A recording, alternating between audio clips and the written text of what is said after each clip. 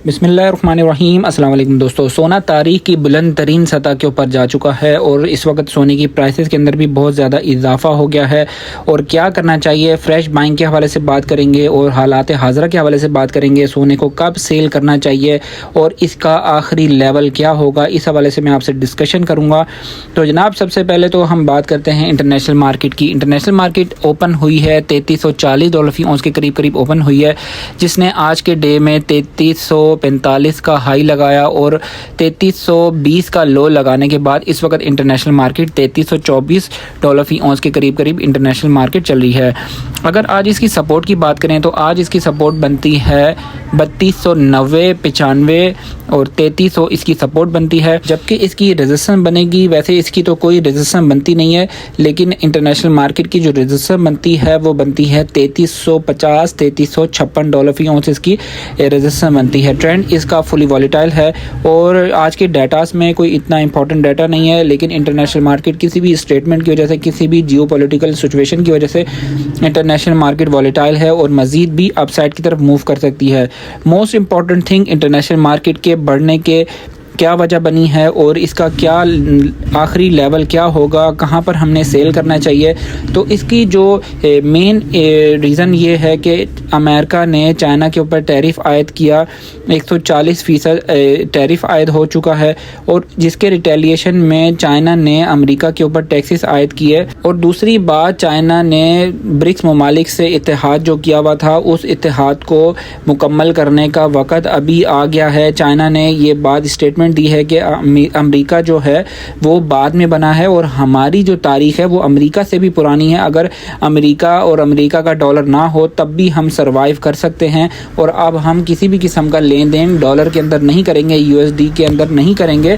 हम अपना लेन देन, जो भी अपनी प्रोडक्ट हम सेल करेंगे उसके एवज में हम गोल्ड लेंगे। गोल्ड इसलिए ये तकरीबन 3 दिनों के अंदर अंदर इंटरनेशनल मार्केट ने $150 से $200 फ़ी औंस का इंटरनेशनल मार्केट ने अप साइड मूव किया है और गोल्ड की कदरों के अंदर बहुत ज़्यादा इजाफा हो गया। आने वाले दिनों में भी इजाफा होगा जब सऊदी अरब अपना तेल डॉलर में बेचने की बजाय वो तेल अपना सोने की रकम में अपनी वसूली करेगा, रकम लेगा, सोना लेगा अपने तेल की एवज में, तो सोने की प्राइसेस के अंदर मज़ीद भी इजाफा हो सकता है। लेकिन इस सब के पीछे ये सारे टैरिफ के मामलात हैं, गज़ा इसराइल का मामला है, रशिया यूक्रेन का मामला है, बहुत सारी चीज़ें हैं जिसकी वजह से इंटरनेशनल मार्केट बढ़ी है।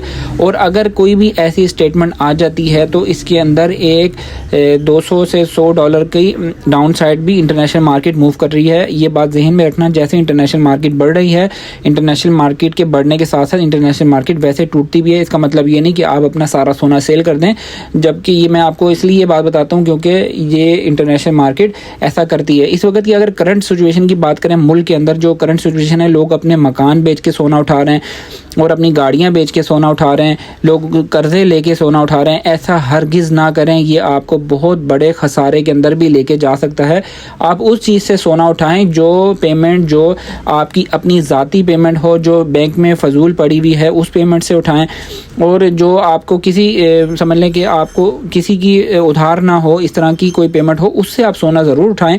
मैं मना नहीं करता हूँ, लेकिन अपना घर बेच के, गाड़ी बेच के अगर आप सोना उठाएंगे, कल को अगर सोने ने $400-500 की डाउन साइड अगर इसने मूव कर लिया तो फिर आप कहेंगे कि जी हमें तो नुकसान हो गया, और फिर उसके कोई चारा भी नहीं होता उस वक्त नुकसान के अलावा ना। तो इसलिए बहुत ज़्यादा एहतियात के साथ काम करना है। फ्रेश बाइंग वाले लोग हैं, जो लोग बार बार मुझसे पूछते रहते हैं कि अभी भी हमने गोल्ड को उठाया नहीं है, अभी हम क्या करें, गोल्ड को उठा लें। तो फ्रेश बाइंग वाले लोगों को फ़िलहाल मैं सजेस्ट करना मैंने छोड़ दिया है कि यहाँ पर गोल्ड को लेना चाहिए या नहीं। मैं इस वजह से फ्रेश बाइंग की सजेशन नहीं दे रहा हूँ क्योंकि इंटरनेशनल मार्केट बहुत ज़्यादा हाई पीक पर है। अगर इंटरनेशनल मार्केट 3290 पे जाती है, 23 पे तो अभी मार्केट खड़ी हुई है, 3290 पे जाती है, वहाँ पर मेरी सजेशन है कि अगर मार्केट वहाँ पर तकरीबन 4 घंटे का स्टे लेती है और डाउन साइड की तरफ मूव नहीं करती, वहाँ पर फ्रेश बाइंग कर सकते हैं वो लोग जिन्होंने प्रॉफिट टेकिंग की है और जिन्होंने लॉन्ग टर्म के लिए अगर गोल्ड को परचेज़ करना है उसका टाइम थोड़ा सा गुजर चुका है, लेकिन फिर भी अगर मार्केट 3322 इस लेवल पे मार्केट 3 से 4 दिन स्टे लेती है तो लॉन्ग टर्म वाले जो है ना उस सिचुएशन में लॉन्ग टर्म वाले भी इसको बाय कर सकते हैं। तो रेट डिस्कस करते हैं। आज के रेट जो है 3,58,500 ये पीस की प्राइस है। पठूर की प्राइस है 3,55,000 रुपये। कराची में सेलिंग हो रही है 3,57,700 रुपये कराची में सेलिंग हो रही है। इंटरबैंक में डॉलर का रेट है 280.50 पैसे। चांदी का फ़ी तोला रेट है 3400 रुपये फ़ी तोला चांदी का फ़ी तोला रेट है। और इस वक्त पेशावर में पक्के तोले का रेट चल रहा है 3,73,500 रुपये पेशावर में पक्के तोले का रेट है। रावलपिंडी डिवीज़न में इस वक्त पीस की प्राइस है 359,500 पीस की प्राइस है। और पठूर की प्राइस है 3,56,000 रुपये। ये आपसे मैंने रेट डिस्कस कर लिए हैं। ग्रुप सर्विस को ज्वाइन करना चाहते हैं, नंबर स्क्रीन पर मौजूद है, इस नंबर पर रब्ता करके ग्रुप सर्विस को ज्वाइन कर सकते हैं।